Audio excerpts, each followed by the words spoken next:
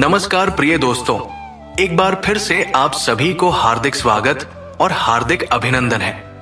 दोस्तों, चाहे कितने ही सगे हो, इन तीन लोगों पर कभी विश्वास नहीं करना चाहिए। एक समय की बात है, मध्य देश में एक बहुत ही विचित्र नगर था। उस नगर में एक चोर रहता था। वो छोटी मोटी चोरी करके अपने परिवार का पालन पोषण करता था, लेकिन उस चोरी के धन से उसके परिवार का पूरी तरह से खर्च नहीं चलता था। एक दिन उसने सोचा कि पाप तो पाप होता है, चाहे छोटा हो या बड़ा। मैं चाहे छोटी चोरी करूं या बड़ी, रहूंगा तो चोर ही। पकड़ ए जाने पर दंड तो मुझे उतना ही मिलेगा, तो क्यों ना मैं बड़ी चोरी करूं। ऐसा निश्चय करके उसने उस नगर के राजा के खजाने को लूटने की योजना बनाई। रात होने पर वो राज महल में घुस गया और किसी तरह जहां राजा का खजाना था वहां पहुंच गया। वहां पहुंचकर उसने देखा कि खजाने पर कई सैनिक पहरा दे रहे थे। सख्त पहरा को देखकर चोर को लगा कि उनकी आंखों में धूल झोंकना बहुत कठिन काम है और सोचने लगा कि ये तो साक्षात काल पहरा दे रहा है। अगर मैंने चोरी करने की कोशिश की तो जीवित नहीं बचूंगा। ये सोचकर चोर उल्टे पांव लौट पड़ा और लौटते समय उसने सोचा कि खाली हाथ लौटने से तो अच्छा है कि कुछ ना कुछ तो यहां से ले ही चलूं। मेरा यहां आना व्यर्थ नहीं होना चाहिए। चोर के दिमाग में विचार आया कि राजा के शयन कक्ष में जाना चाहिए, जहां राजा सोता है, और शायद इस समय राजा अपने कपड़े उतार कर सो गया होगा। मैं राजा के राज वस्त्र चुरा कर ले आऊंगा और उन्हें पहनकर आसानी से धन चुराकर यहां से निकल जाऊंगा। पहरेदार को लगेगा कि मैं राजा हूं, इसलिए वे मेरे रास्ते में नहीं आएंगे और मेरा काम आसान हो जाएगा। ऐसा निश्चय करके चोर राजा के शयन कक्ष के पास पहुंच गया और उसने धीरे से पर्दा हटाकर देखा तो अंदर का नजारा देखकर आश्चर्यचकित रह गया। उसने देखा कि राजा अपने पलंग पर गहरी नींद में सो रहे हैं और उनकी रानी अर्धनग्न अवस्था में पलंग पर बैठी हुई है। रानी को जागता हुआ देखकर चोर के हाथ पैर फूल गए और वो एक तरफ दीवार से सटकर खड़ा हो गया और रानी के सो जाने का इंतजार करने लगा। थोड़ी देर बाद फिर उसने पर्दा हटाकर देखा कि रानी सोई है या नहीं, क्योंकि रानी सो जाए तो राजा के वस्त्र चुराए जाए। चोर ने देखा कि रानी अभी भी उसी तरह बैठी हुई थी। ये देखकर चोर वहां रखी हुई टेबल पर बैठने लगा। जैसे वो टेबल पर बैठा तो उस पर रखी हुई पानी की गिलास नीचे गिर गई। उस आवाज को सुनकर राजा की नींद तो नहीं खुली, परंतु रानी तलवार लेकर बाहर आ गई और तलवार चोर की गर्दन पर रख दी और बोली, कौन है तू और यहां किस लिए आया है? सच सच बता, वरना तेरा सिर धड़ से अलग कर दूंगी। चोर डर के मारे पसीने से लथपथ हो गया और हाथ जोड़कर गिड़गिड़ा आता हुआ बोला, रानी साहिबा, मेरी जान बख्श दो। मैं एक गरीब चोर हूं और चोरी करने के उद्देश्य से ही यहां आया हूं। छोटी मोटी चोरी करके अपने परिवार का पालन पोषण करता हूं। आप मुझे मार दोगी तो मेरे बच्चे अनाथ हो जाएंगे। मैं वचन देता हूं कि इस बार मुझे छोड़ दो। मैं कभी दोबारा राजमहल की तरफ मुड़कर नहीं देखूंगा। मेरे छोटे छोटे बच्चों पर रहम करो। रानी को उस पर दया आई और उसने कहा, सुनो, मैं तुम्हें एक शर्त पर छोड़ सकती हूं। मैं इस समय काम से पीड़ित हूं। यदि तुम मेरे साथ समागम करोगे तो मैं तुम्हें यहां से जाने दूंगी, वरना एक ही झटके में तुम्हारा सिर काट दूंगी। रानी की ये अनोखी शर्त सुनकर चोर और भी ज्यादा घबरा गया और कहने लगा, रानी साहिबा, ये आप क्या कह रही हो? मैं तो एक चोर हूं और आप इतने बड़े राज्य की महारानी। मेरी क्या औकात है जो मैं आपके साथ ऐसा करूं? मेरे लिए तो यह सोचना भी बहुत बड़ा पाप है। रानी ने कहा, मैं कुछ नहीं सुनना चाहती। अगर तुम्हें अपनी जान प्यारी है तो मैं जैसा कहती हूं वैसा ही करो, वरना मरने के लिए तैयार हो जाओ। रानी का ऐसा प्रस्ताव सुनकर चोर की जान हलक में अटक गई और सोचने लगा, आज मैं बहुत बड़ी मुसीबत में फंस गया। यदि मैंने रानी की बात नहीं मानी तो भी मारा जाऊंगा और मान ली तो भी मारा जाऊंगा। चोर बहुत बड़ी दुविधा में पड़ गया कि क्या करूं। आखिरकार उसने रानी के साथ समागम करने की बात को स्वीकार कर लिया और बोला, रानी साहिबा, मुझे 5 मिनट का समय दे दो। मुझे बहुत जोर से लघु शंका लगी है। पहले मुझे लघु शंका से निवृत्त होने दो, उसके बाद आप जैसा कहोगी मैं वैसा ही करने के लिए तैयार हूं। रानी ने तुरंत तलवार के इशारे से शौचालय को बता दिया और चोर उसकी तरफ चल पड़ा। रानी वहीं पर खड़ी होकर उसके लौटने की प्रतीक्षा करने लगी। चोर ने इस बीच रानी की नजर से बचकर वहां से भागने की कोशिश की। भागते भागते जब वो द्वार पर पहुंचा तो द्वार पर जो सैनिक था उसने उसे पकड़ लिया और उससे पूछताछ की। चोर डरा हुआ था। उसने सैनिक को सच सच बता दिया कि वो एक चोर है और राजमहल में चोरी करने आया था। लेकिन रानी ने उसे पकड़ लिया और छोड़ने के बदले एक शर्त रखी थी कि वो उसके साथ समागम करे। इसलिए मैं लघु शंका का बहाना बनाकर वहां से भाग आया। इस तरह से चोर गिड़गिड़ाकर सैनिक से उसे छोड़ने का आग्रह करने लगा। सैनिक ने कहा, देख भाई, मैं तुझे एक शर्त पर जाने दे सकता हूं और शर्त यह है कि तुम्हें पुनः रानी के पास लौट कर जाना होगा और रानी से कहना होगा कि मैं तुम्हारे साथ समागम करने के लिए तैयार हूं, किंतु उससे पहले तुम्हें अपने हाथ से राजा को मारना होगा। सैनिक की यह शर्त और भी ज्यादा कठिन थी। चोर ने सोचा कि वैसे तो प्राण बच भी सकते थे, परंतु अब नहीं बचेंगे।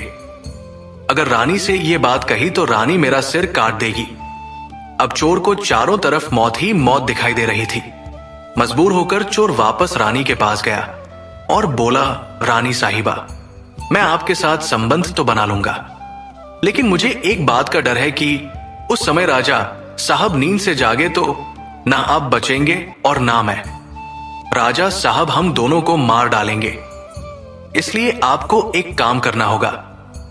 आप अपने हाथ से राजा का सिर काट दीजिए, फिर हम निडर हो जाएंगे। अगर आप इतना कर सके तो मुझे आपकी शर्त मंजूर है, वरना मैं आपके हाथों मरना उचित समझूंगा। आप मुझे मार दीजिए। काम के वशीभूत रानी चोर से कहने लगी, ठहरो, ये कौन सी बड़ी बात है, मैं अभी राजा साहब को मौत के घाट उतार देती हूं।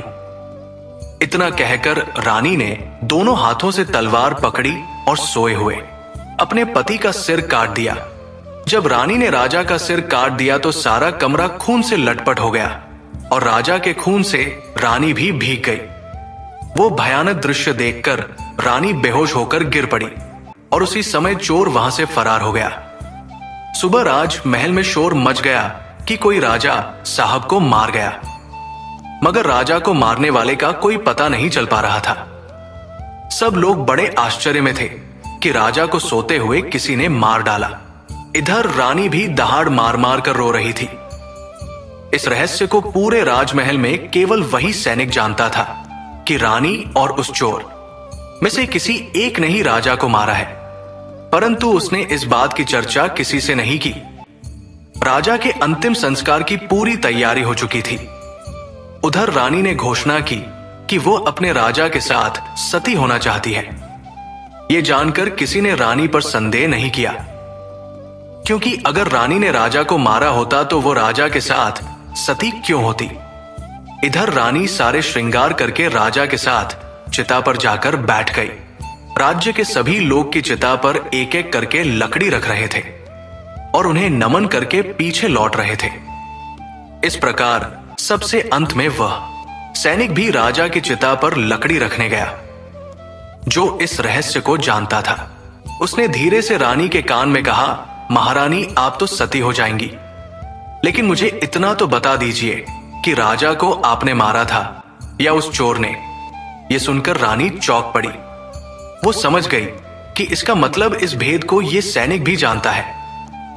रानी ने कहा, सुनो, राजा को ना तो मैंने मारा है ना उस चोर ने। अगर तुम्हें यह जानना है कि राजा को किसने मारा है तो तुम नगर से बाहर उत्तर दिशा में जो जंगल है उसमें चले जाओ। वहां एक कुटिया में एक बुढ़िया रहती है, वो तुम्हें इस रहस्य को जरूर बता देगी।